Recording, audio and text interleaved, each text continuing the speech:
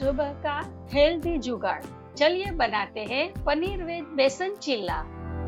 एक बोल में डालें बेसन, बारीक कटा टमाटर, पनीर,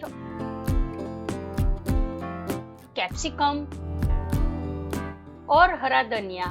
अब डालें धनिया पाउडर, हल्दी पाउडर, लाल मिर्च पाउडर, नमक और जरूरत के हिसाब से पानी। सबको मिलाकर स्मूथ गोल बना लें। तवा गरम करें, हल्का तेल लगाएं और बैटर को फैला दें।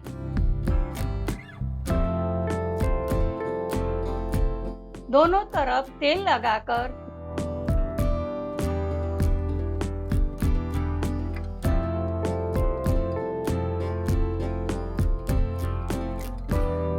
गोल्डन ब्राउन होने तक अच्छे से सेक ले।